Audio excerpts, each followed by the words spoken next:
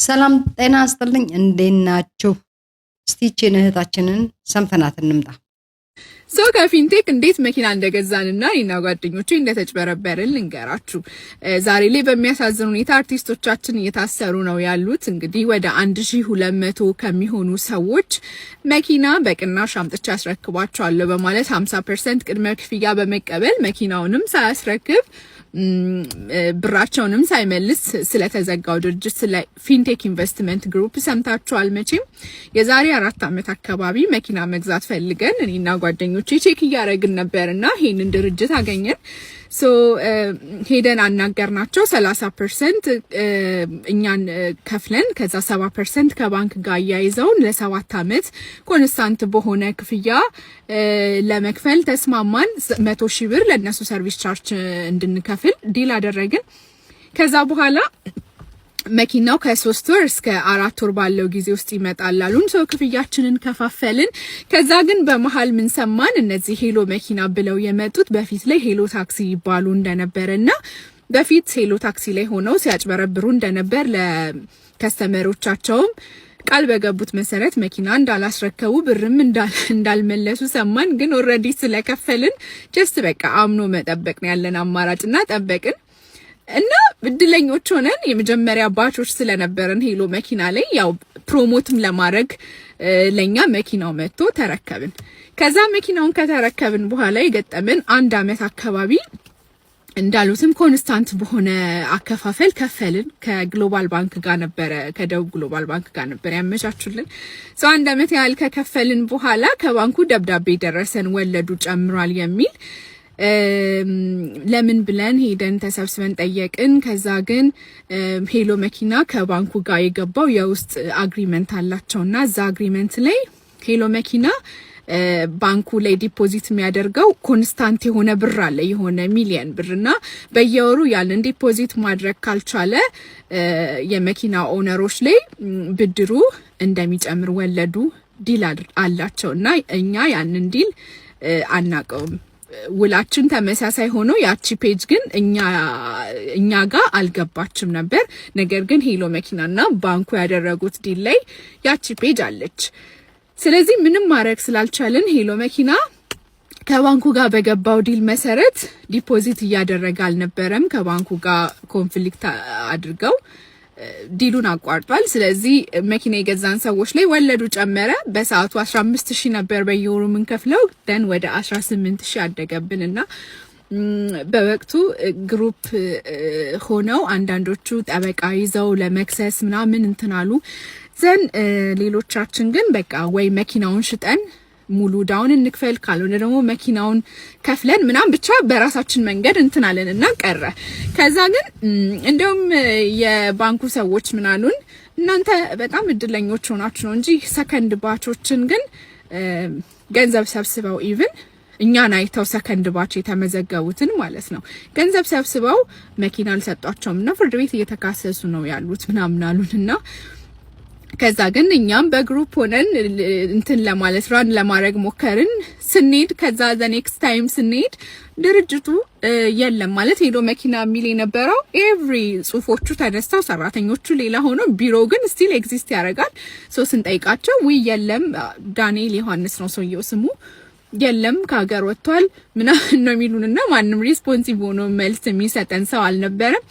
ሁላችንም ተዳከምን። የራሳችንን እርምጃ ወስደን ከባንኩ ጋር ያለንን ነገር ዘግተን ሊብሬያችንን ወሰድንና ብቻ ስቶሪው ብዙ ነው። ግን ምን ልላችሁ ፈልጌ ነው አንድ አባባል አለ የዘገየ ፍትህ እንደተነፈገ ይቆጠራል የሚል ማለት ነውና ይሄ ታሪክ 4 ዓመት ምናምን አልፎታል ሄሎ መኪና ሆነው ሲሰሩ እነዚህ ሰዎች ማለት ነው። ከዛ በፊት ሄሎ ታክሲ ነበሩ። ሄሎ ታክሲ ላይ የተጭበረበሩ ሰዎች ወደ ህግ ሄደዋል። ሄሎ መኪና ላይ የነበሩ ሰዎች ከኛ ጋር የነበሩ ባቾችም ወደ ህግ ሄደዋል። ጠበቃ ይዘው ተከራክረዋል። ብዙ ታሪክ ተፈጥሯልና ይሄ ሁሉ ሲሆን አቴንሽን አላገኘም ነበር። ላይክ በ20 ሰው በ10 ሰው መገታት የሚችል ነገር ትንሽ ነገር ስትሰረቅ መገታት የሚችል ነገር አቴንሽን አላገኘም። ዛሬ ላይ ከ1200 ከዛም በላይ የሚሆን ሰው ተጭበረበርኩ ብሎ ብሎ ሲነሳ እንደገና መንግስት ሲመዘበር 1.7 ቢሊዮን የሚጠጋ ገንዘብ ተጭበርብሮ ተዘረፈ ሲባል ትኩረት አልተሰጠበትም ነበር እና ዛሬ ጭራሽ አርቲስቶች ሁሉ ተነካክተው ተጨማልቀው እዚህ ኬዝ ውስጥ ገብተው ሲታሰሩ ማለት ደሃውሳ ያወጣው ገንዘብ የነሱ መታሰር እኮ አምኖ ገንዘብ የከፈለውን ሰው እኮ ገንዘቡን አይመልስለትም። ትላንትና ለነገሩ ትኩረት ቢሰጠውና በእንጭጩ ቢቀጭ ኖሮ ዛሬ ላይ ይሄ ነገር ሀፕን አያደርግምና እኔ አንዳንድ ትኩረት ሳይሰጣቸው እንደ ቀልድ የሚታለፉ ነገሮች ውጤታቸው ይሄ እንደሆነ ማሳያ ይሆናል ብዬ አስባለሁኝና አሁንም ጉድ ላክ እንግዲህ ገንዘባችሁን የተበላችሁ ሰዎች መልካም እድል ፍትህን ታገኛላችሁ ብዬ ተስፋ አደርጋለሁኝ። መልካም እድል። አርቲስቶቻችንም በጣም ያሳዝናል። እንግዲህ ጄኒውን የሆነ ፕሮሞሽን ሰርታችሁ ነው ወይንስ ደግሞ ሌላ የጥቅም ትስስር ኖራችሁ ነው የሚለውን እንግዲህ ህግ የሚያጠራው ነገር ነው። ግን በጣም ያሳዝናል። ለእናንተ ለኔክስት ታይም እና ለሌሎቻችሁ መማሪያ ነው የሚሆነው። ስማችሁን ተጠቅማችሁ ለአንድ ድርጅት ፕሮሞሽን ስትሰሩ በጣም በመጠንቀቅ መሆን እንዳለበት ያስተምራል ብዬ አምናለሁኝ። ባይ እኔ የምለው ይሄ ነገር 4 አመቱ ነው ከተጀመረ። 4 አመቱ ነው። ሄሎ ታክሲ፣ ሄሎ መኪና፣ ፊንቴክ እነዚህ ሁለቱ ላይ ተጭበረበረም ብለው ክስ የመሰረቱ ሰዎች መዝገባቸው ወይም ደግሞ ፋይላቸው አሊያም የክስ ሂደቱ የት አለ? የት ደረሰ? ይሄ ሁሉ ብር ሲጠፋ ኦር ሲበላ ሲጭበረበር ለምንድን ነው ዝም የተባለው? ህግ ሳያውቀው ቀርቶ ነው? ህግ በደንብ ያውቀዋል። ኤኒዌይስ እኔ ከበርሲሳ አወንታ ከሚባለው ሰው ጋር ምንም አይነት እንትን የለኝም። ሐሳቡን አከብራለሁ። ግን እሱ ሊሸፈናቸው የፈለጉ አካላት ያሉ ይመስለኛል። አርቲስቶቹ የፈለገ አጋነው እንደፈለገ አርገው ማስታወቂያ ይስሩ።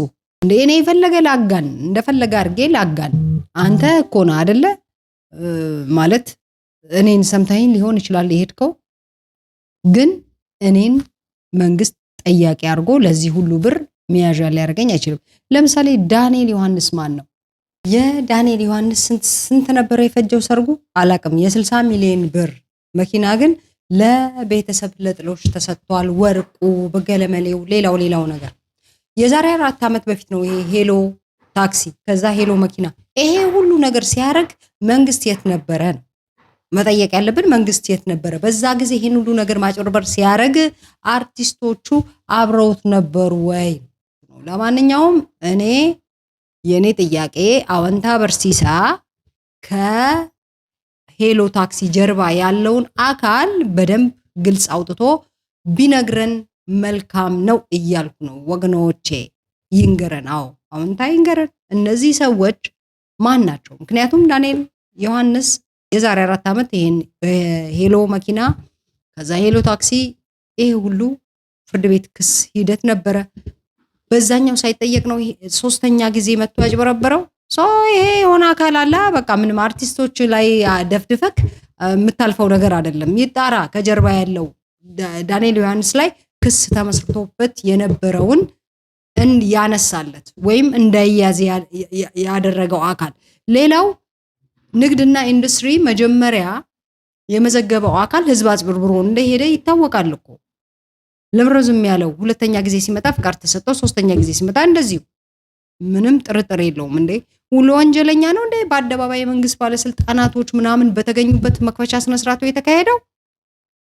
አርቲስቶቹ እንደው አጋናችኋል፣ ህዝብ አዘናግታችኋል በሚል ሊጠየቁ ይችላሉ እንጂ ገንዘብ አንጡ እናንተ ናችሁ ድርጅቱ ተብሎ መያዝ ግን አይገባም። ነውር ነው፣ ነውርም ጭምር ነው። ወንጀል ማጣራት የሚችለው አካል ኢትዮጵያ ውስጥ መንግስት ብቻ ነው። ፖሊስ፣ አቃቢ ህግ፣ አለቀ። ከዛ በተረፈ እንደ ግለሰብ ማንም ሰው ወንጀል ማጣራት አይችልም፣ ስልጣኑ ስለሌለው ማለት ነው። ይከለከላል ኢትዮጵያ ውስጥ። አወንታ ከፖሊስ ጋር ሆኜ ነው ይሄን ማረገው እያለ ነው። እነዛ ፖሊሶች በፊት የነበረበትን የፊንቴክ ሪከርድ አያውቁም ማለት ነው።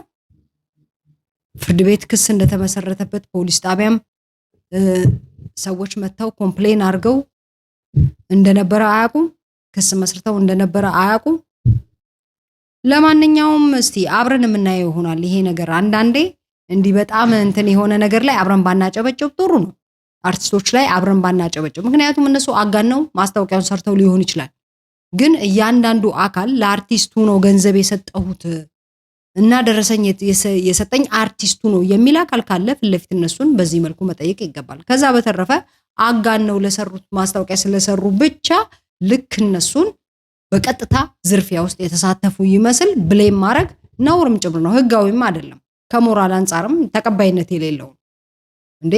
ለምንድነው እነሱ ላይ የሚደፈደፈው? እኔ የአርቲስት አድናቂም አይደለው፣ ድራማቸውን ምናቸውም የማይጥመኝ የኢትዮጵያ አርቲስቶች ግን ከህግ አንጻር ሳየው ከሞራል አንጻር ሲታይ ትክክል አይደለም። የተደረገው ነገር መስተካከል መቻል አለበት። ትክክለኛ ጉዳዩን ፖሊስ ካቆመበት ቢቀጥል ጥሩ ነውና ከፖሊስ ጀርባ ያለው ማን ነው እንዳይከሰስ ዳንኤል ይሄን ሁሉ ነገር እንዲሰራ 3 ሃትሪክ እንዲሰራ በዝርፊያ ያደረገው አካል ፊት ለፊት መጥቶ እንዲጠየቅ እና ወንድማችን አዎንታ ይሄንንም ብትነግረን ጥሩ ነበር፣ ከጀርባ ያለውን አካል።